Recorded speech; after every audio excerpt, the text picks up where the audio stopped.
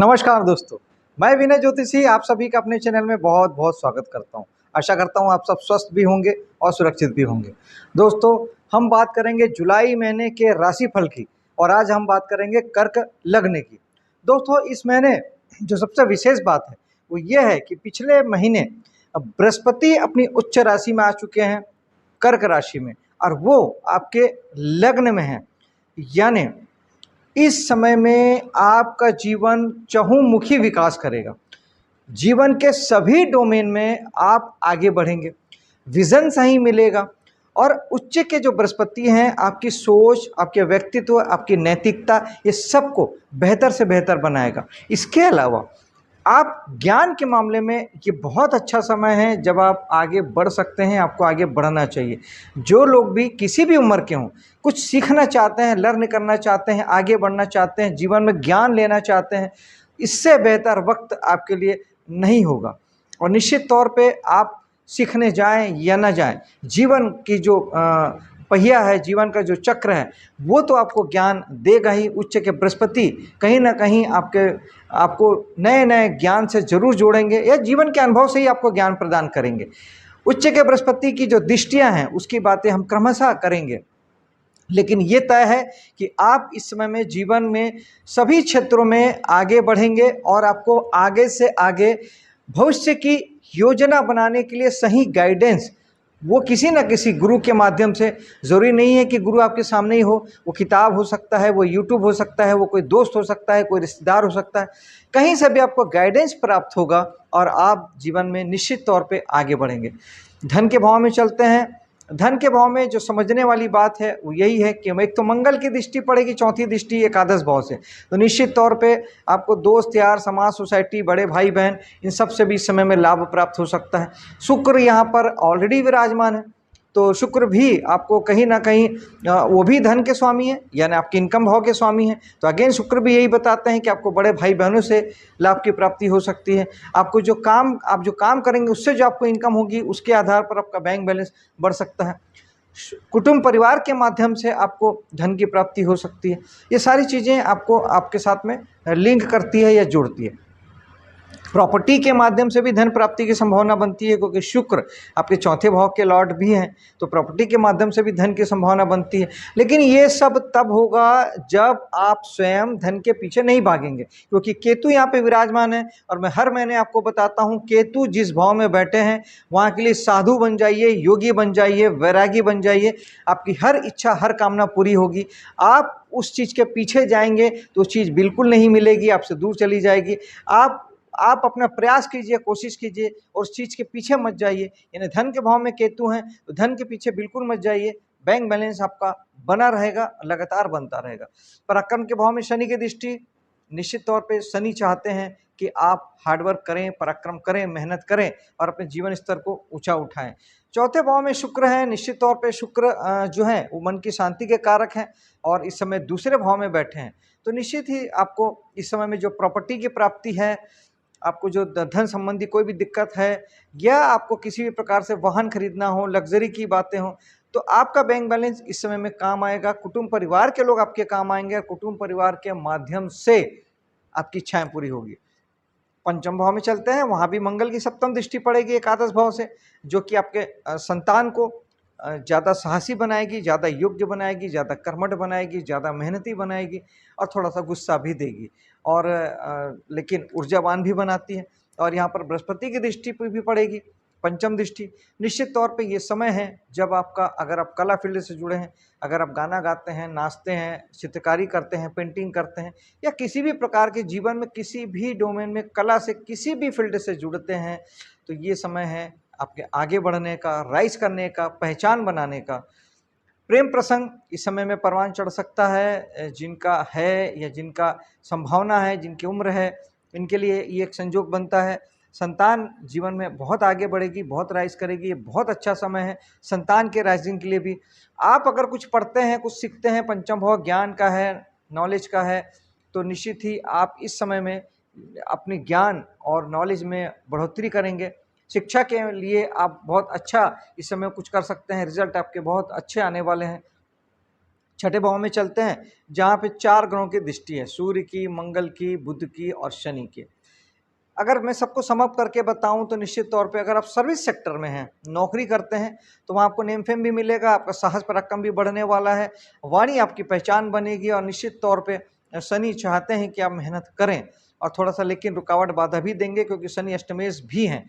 तो इस समय में बहुत ज़रूरत है, अगर आप सर्विस सेक्टर से जुड़े हैं, सेवा कार्यों से जुड़े हैं, सेवा व्यवसाय से जुड़े हैं, नौकरी करते हैं या सेवा देते हैं, जैसे कि इंजीनियर, डॉक्टर, वकील सब कंसल्टेंसी के माध्यम से सेवा ही देते हैं, जोमेटो वाला सेवा ही देता है।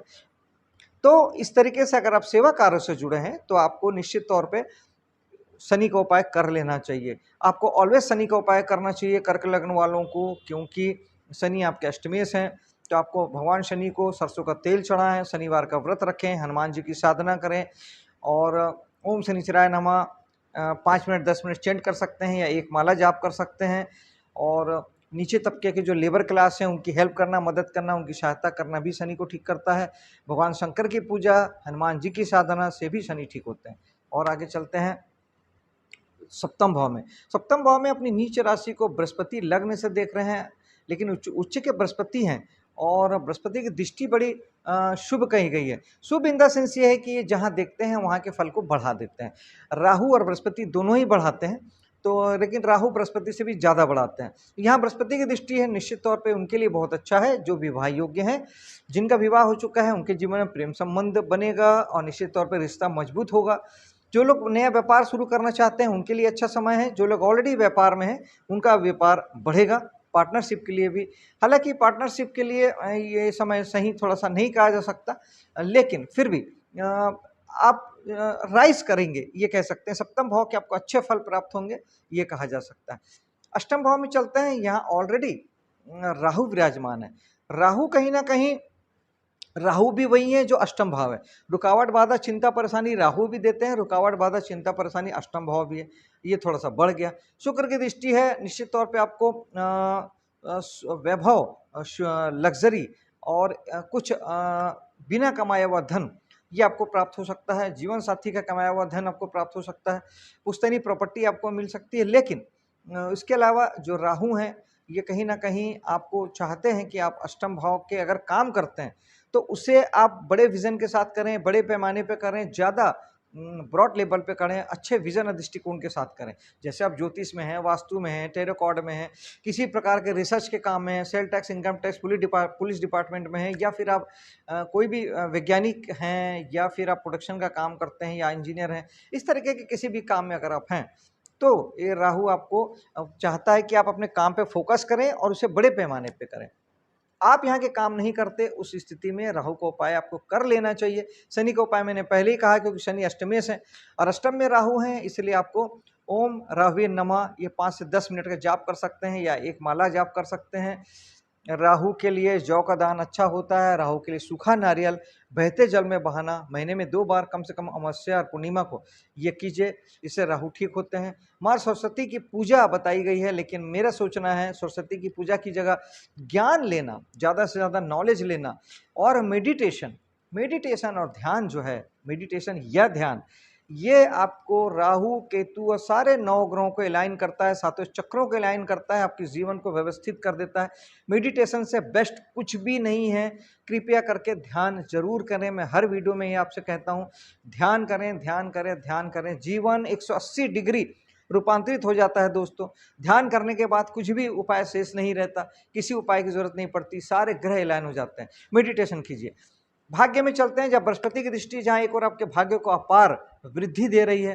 पिता के जीवन में बेहतर समय आएगा। आप धार्मिक यात्राएं कर सकते हैं, धर्म कर्म के कामों से जुड़ सकते हैं, हायर एजुकेशन में आप जा सकते हैं, उपदेशक बन सकते हैं, या हायर एजुकेशन के लिए आप विदेश जा सकते हैं। इस तरह की सारी चीज़ें, क्योंकि यहाँ शनि भी विराजमान है और शनि चाहते हैं कि आप, हालांकि शनि फिर अष्टमेश हैं तो निश्चित तौर पे थोड़ा सा आपको ये रुकावट बाधा भी प्रदान करते हैं, लेकिन फिर भी आपको शनि चाहते हैं कि आप ये सब चीज़ों से जुड़ें और करें। भाग्य उन्नति के लिए जो कुछ किया जा सकता है बिल्कुल करें। धर्म से जुड़ें, धार्मिक होना, पूजा पाठ करना, मंत्र जाप करना, ये आपके लिए अच्छा है।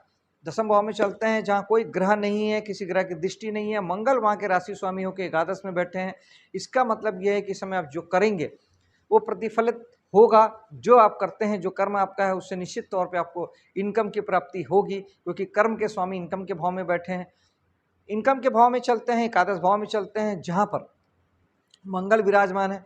तो मंगल ये बताते हैं कि आपको इनकम आपके कर्म से आएगा, और इनकम आपको प्राप्त होगा आपके पंचम भाव से, यानी कला जगत से, और आपको ज्ञान से, और संतान के माध्यम से, या पूर्व जन्म के फल से, कर्मों से भी आपको धन की प्राप्ति, इनकम की प्राप्ति हो सकती है। दोस्तों यारों के साथ समय बहुत अच्छा कटने वाला है। निश्चित तौर पे आप समय को एंजॉय करेंगे। शनि की दृष्टि है, शनि चाहते भी हैं कि आप दोस्त यार, समाज, सोसाइटी, बड़े भाई बहन और इनकम प्राप्ति के लिए आप मेहनत करें, लगें, उसके प्रति बिल्कुल अपनी जिम्मेदारी का निर्वाह करें। उसे भी, जीवन का कोई भी क्षेत्र ऐसा नहीं होता दोस्तों जिसे हम हल्के में ले सकते हैं। दोस्ती यारी भी उतनी ही महत्व रखती है जितना काम महत्व रखता है। बड़े भाई बहन, रिश्ते, समाज सब मायने रखते हैं, सबकी अपनी जगह होती है। इस पर भी समय देना है, ये शनि चाहते हैं। 12वें भाव में चलते हैं दोस्तों। 12वें भाव में दो ग्रह हैं जो खर्च के लिए आपको इंडिकेट करते हैं। सूर्य यहाँ पे विराजमान है, लेकिन अगर आप 12वें भाव से जुड़ के काम करते हैं, हॉस्पिटल उद्योग से जुड़े हैं, विदेश में काम करते हैं, आयात निर्यात का बिजनेस करते हैं, किसी प्रकार के विदेश से इनकम अर्न करते हैं, या योगा टीचर हैं, ध्यान, योग, प्राणायाम खूब जबरदस्त करते हैं, तो सूर्य आपको जीवन में मान सम्मान भी लेके आएंगे। बुध स्वग्रही हैं, तो निश्चित तौर पे बुध भी आपको सफलता ही देंगे। लेकिन जब आप यहाँ के काम नहीं करेंगे, उस स्थिति में बुध और सूर्य दोनों ही खर्चे के कारक होंगे। बुध यहाँ 7 तारीख को आएंगे, तो बुध एक तो भाव को बलवान करते हैं। निश्चित तौर पे आपको कुछ खर्च आपको जो हैं वो आपको 12वें भाव से संबंधित खर्च होंगे, यानी हेल्थ को लेके, हॉस्पिटलिटी को लेके, अस्पताल जिसे हम कहते हैं, कुछ बीमारी को लेके आपको अस्पताल के चक्कर लगाने पड़ सकते हैं।